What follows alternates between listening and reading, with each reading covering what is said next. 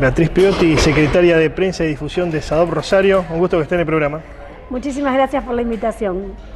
Bueno, estamos inmersos, ¿no?, en un clima bastante tensionado para el gremialismo, y en este caso el gremialismo que tiene que ver con la docencia y los docentes privados más particularmente, porque esta semana, si bien este programa sale hoy viernes, pero hubo 2 días de paro, ¿no? 2 días de paro virtual en esta situación que tienen los docentes. En realidad son medidas de fuerza que nosotros le llamamos porque estamos ahí. En realidad es un paro que se traduce en un apagón virtual, entendiendo que los docentes estamos dando clase justamente a través de la virtualidad, a través de clases no presenciales, con lo cual el nombre sería apagón virtual, pero sí claramente es una medida de fuerza que expresa la disconformidad que estamos viviendo y que tiene que ver, por un lado, con el rechazo a este bono que de manera unilateral se dio desde el gobierno provincial, y por el otro... 3.000 pesos. 3.000 pesos. Para no todos. No para todos. Exacto, porque los 3.000 pesos es para la persona que tiene un cargo. Claro. El docente que tiene Bien. un cargo va a cobrar los 3.000 pesos. El docente que tiene 2 cargos va a cobrar 3.000 pesos. Pero el docente que tiene 7 horas cátedra va a cobrar 700 pesos. Claro. ¿Por qué? Está bueno explicarlo. Porque en realidad se ha fraccionado. Se ha fraccionado también de manera arbitraria y a la medida que le sirve al gobierno.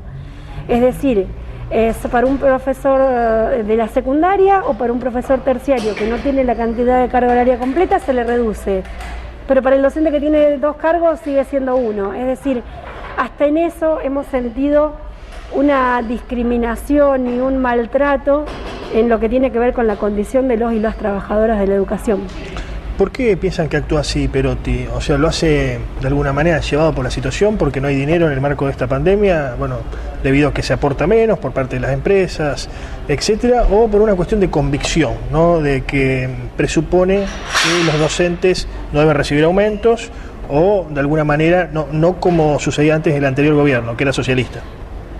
En realidad lo que aparece acá es que claramente no ha habido intenciones de darle al sector público un aumento salarial. El bono termina siendo un capricho a la medida de alguien que no sabemos quién es, pero no es de seguro lo que estábamos pidiendo los gremios, porque lo que sí necesitamos es una recomposición salarial. Recomposición salarial que había empezado a de alguna manera discutirse en el mes de marzo, que se rompe unilateralmente cuando el gobierno de la provincia de Santa Fe decide que se termina la paritaria por la pandemia. Digo, si podemos dar clases virtualmente, ¿por qué no podemos hacer paritarias virtuales? En ese momento la única propuesta que habíamos recibido era de un incremento del 3%.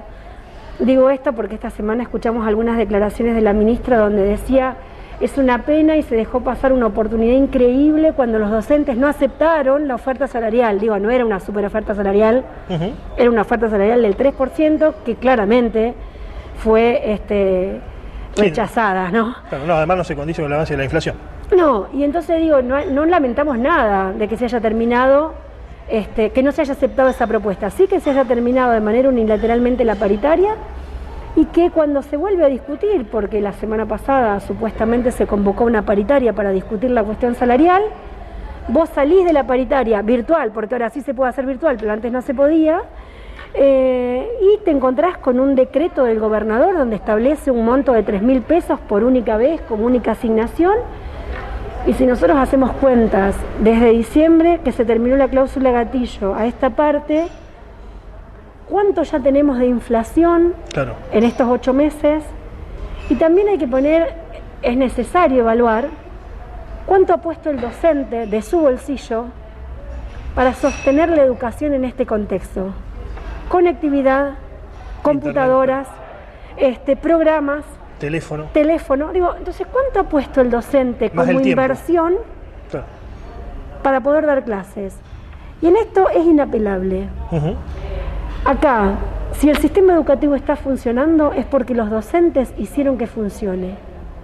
No ha habido, por parte del gobierno de la provincia de Santa Fe, y mucho menos del Ministerio de Educación, una cuestión clara que dijera hacia dónde íbamos en este tiempo. 60 días después, más precisamente 58 días después de iniciado el aislamiento, mandaron a las escuelas un instructivo básico de cómo dar clase. Los docentes ya estaban dando clase. Claro, como podía. Y 60 días después empezaron una encuesta para ver con qué herramientas tecnológicas contaba el docente en su casa. Insisto, cuando tuvieron el resultado ya habían pasado 90 días que el docente estaba dando clase con sus recursos, con su esfuerzo y de la manera que podía hacerlo. Claro. ¿Los agarra a contrapierna esta situación a los gremios y en este caso a los docentes privados? Porque, a ver, es complicado manifestarse, es complicado hacer movilizaciones, se pueden hacer, ¿no? Pero están los protocolos del coronavirus. ¿Los agarra a contrapierna esta situación para luchar por mejoras salariales? Y también, por ejemplo, en el caso de ustedes que han marcado la postura de forma pública para oponerse al RT, ¿no? Porque justo se da este avance del gobierno provincial también con la adhesión al RT en esta circunstancia. En realidad nosotros hemos decidido como decisión del sindicato y lo ratificamos en una reunión de delegados que nosotros no íbamos a participar de ninguna movilización ni manifestación, entendiendo que cuando educamos, nosotros decimos que educamos con el ejemplo. Y educar con el ejemplo es también quédate en casa, hacerlo como ejemplo que tenemos que dar los docentes. Y porque además entendemos que hoy tenemos que cuidarnos y cuidar al otro. Claro. Entonces no estamos proponiendo ningún tipo de medidas que implique movilizar o salir a la calle. Lo segundo es que esto obliga a tener formas de manifestación que tengan que ver con la virtualidad, que tengan que ver con las redes, que tengan que ver con esta semana, por ejemplo, lo que hemos hecho es aunar el posicionamiento por paritaria ya con otros sindicatos que están como nosotros, que son AMSAFE, CIPRUS y FESTRAM.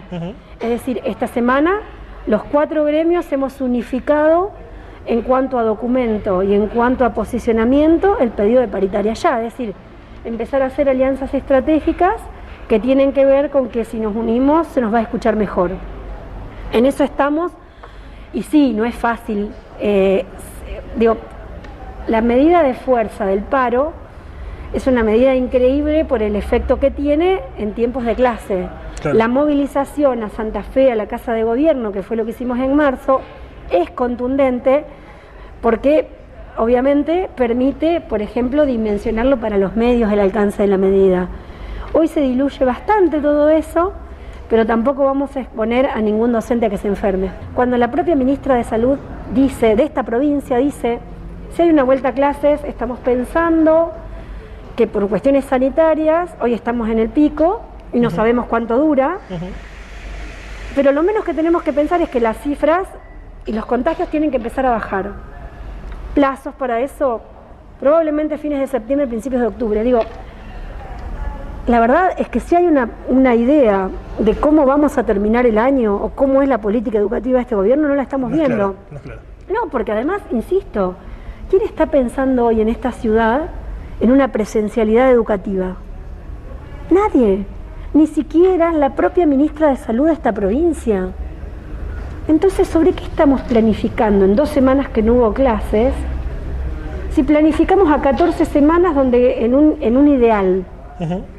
No existe, porque vamos a seguir dando clases desde la virtualidad, porque tampoco sabemos cómo vamos a evaluar a nuestros alumnos y alumnas, porque no se ha bajado un instructivo claro en este tiempo, desde marzo a esta parte, para decir, bueno, se va a evaluar de esta manera, este contenido que se dio, vamos a tomar una prueba, vamos a poner una nota conceptual, vamos a evaluar, o sea, no hay nada, no sabemos. Por ende, ese proyecto, todo la nebulosa. Capaz que el gobernador lo tiene, capaz que la ministra lo tiene, y que nosotros no lo sepamos, lo cual es una lástima porque no sabemos a dónde estamos yendo.